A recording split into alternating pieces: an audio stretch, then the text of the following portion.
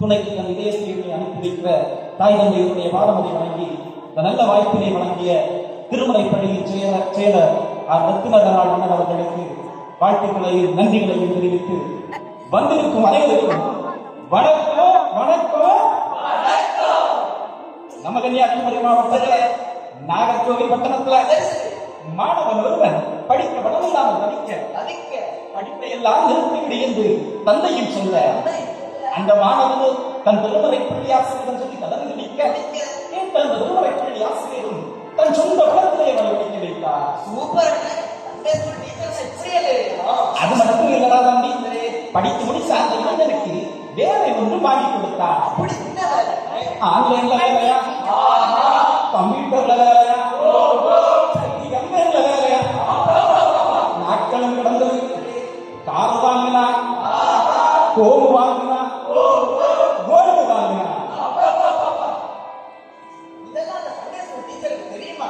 அடே நிறுவப்பட்ட சம்பவத்தை முழுசாக ஒரு நாளை தினத்திலே அந்த திருமறை பள்ளி ஆசிரியர் கடற்கரை பசியால் குடிக்க பட்டினியால் குடிக்க அவனிடத்தில் உதவி வந்து கேட்க அவனோ என்ன சொல்கிறான் தெரியுமா?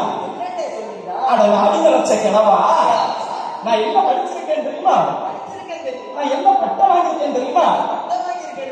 நான் படிச்ச படிப்புக்கும் நான் வாங்கின பட்டத்துக்கும் என் தகுதிக்கும் திறமைக்கும் 5 பைசா கூட தரமாட்டேன் என்று சொல்லி அவமானப்படுத்தி விட்டான்.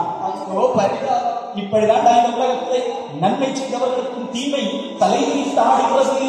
சின்னஞ்சிறு வயசு செய்தானே சாதிக்க வேண்டியவன் தீமையிலே நடக்கிறானே.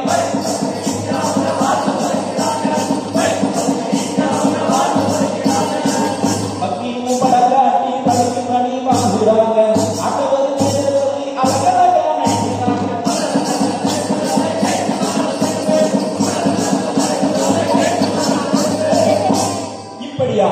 நன்மைக்கு தீமை செய்யும் இந்த காலகட்டத்திலே தீமை செய்த மனிதனுக்கும் நன்மையை செய்தால் அவன் தான் இன்றைய நம்முடைய கல்வியின் கதாநாயகன் தாவீது.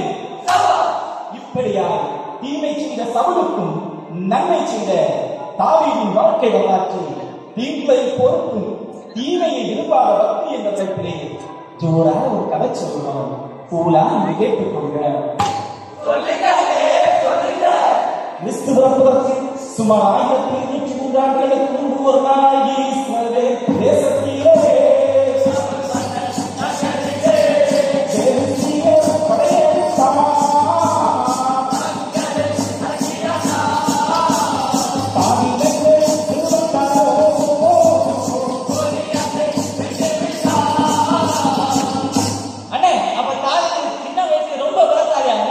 ஆமாண்டா மாவீரன்டா அதிசுரன்டா இஸ்ரவேலருக்குள்ளும் பேரழகன்டா. சவுல் கொண்டது தாவீது கொண்டது, சவுல் கொண்டது தாவீது கொண்டது என்று மக்களும் குறித்து கொண்டாட சவுலுக்கு பொறாமை ஒன்று பற்றி கொண்டது. அப்புறம் என்ன நடந்துச்சு? அரச அரசன் என்னும் பட்டத்திற்கும் அவமனசு பொல்லாத ஆவி வந்ததே சவுலை பொல்லாமை செய்ய வைத்ததே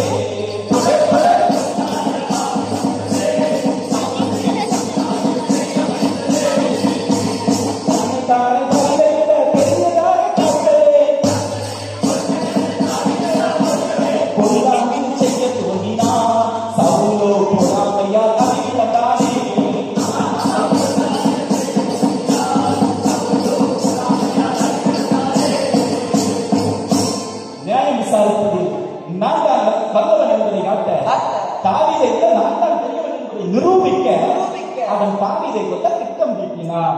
அப்படியா தம்பி? 50 நாளான கவிதை ரொம்ப நல்ல தேவையில்லை நினைச்சேன். நினைப்பு தானே ரொம்ப குழப்பையே கிடைக்குது. இதெல்லாம் தாவீதுக்கு தெரியுமாண்ணே? தெரியுமாண்ணா? அவன் எப்படி விரும்புகிறான் தெரியுமா? வேண்டாம் வேண்டாம் எனக்கு இந்த பதவி வேண்டாமே கொடுத்துட்டான் எனக்கும் மாமனாகிட்டான்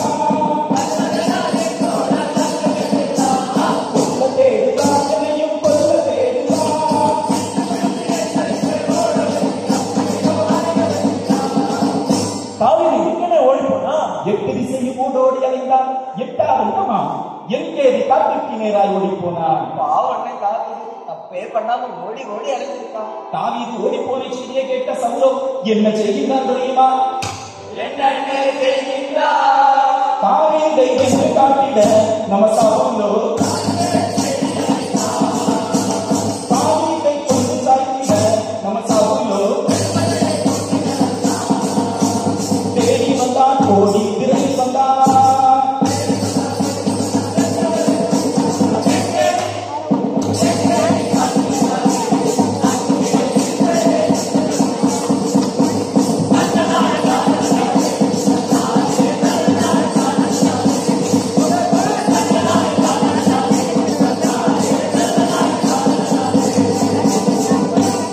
சேவகன் ஒருவன் தாவீதிடத்திலே இதோ உன் சத்துருவை உன் கையிலே ஒப்புக் கொடுப்பேன் என்று ஆண்டவர் சொன்ன நாள் இதுதானோ என்று தாவீதின் சேவகன் ஒருவன் தாவீதிடத்திலே சொன்னான். தாவீது கொண்டுருவானே. அதெல்லாம் இல்லடா தம்பி. கிழமை எப்ப சாவான், கட்டளை எப்ப தூக்கலாம், தலைமை எப்ப சாவான், சேர்ல எப்ப உட்காரலாம் என்று இயங்கிக் கொண்டிருக்கும் இக்கால மனிதர்களுக்கு மத்தியில் தாவீதோ அந்த சேவைகளை பார்த்து என்ன சொல்கிறான் தெரியுமா? என்ன காரியம் நீ செய்ய பார்க்கிறாய், அவரை கொண்டால் அறிவு உண்டே.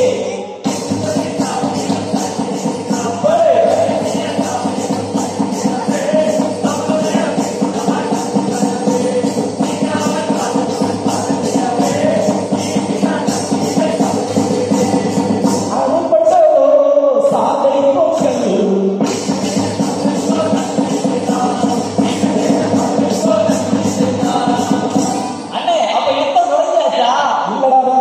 தலைவனுக்கு துரோகம் செய்யாத தொண்டன் உண்டா? தொண்டனுக்கு துரோகம் செய்யாத தலைவன் தான் உண்டா? ஆனால் தன்னை கொல்லடித்த சவுல் மன்னன் தன்னை கொல்லடித்த போதும் தன் கையை மாட்டிக் கொண்ட போதும் அவனை கொல்லாமல் அவனுக்கும் நன்மை செய்தான் தாவீது. இப்படி இருக்க சவுல் வழியோரமாய் நடக்கையிலே அவனை கண்ட தாவீதோ ஓடி அவன் விரைந்து வந்தான். சவுலை கண்டு பணிந்திருந்தான். அடுத்த பொங்கலை வாழ்ந்து ஆண்டவரை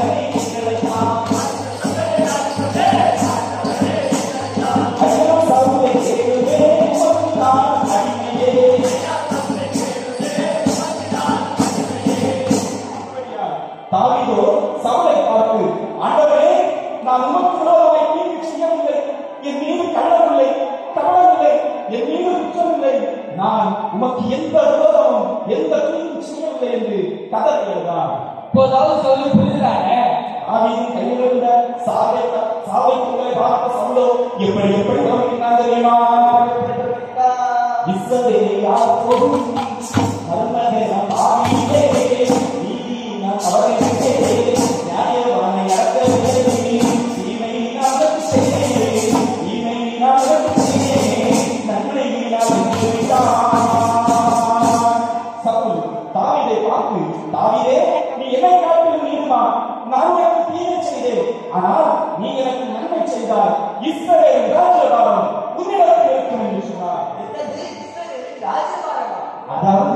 தீமை செய்த சவுலுக்கு நன்மையை செய்த தாவீதைதான் சவுலுக்கு அடுத்தபடியாய் இஸ்ரவேல் பேரரசனாக உயர்த்தினார் ஆண்டவர்.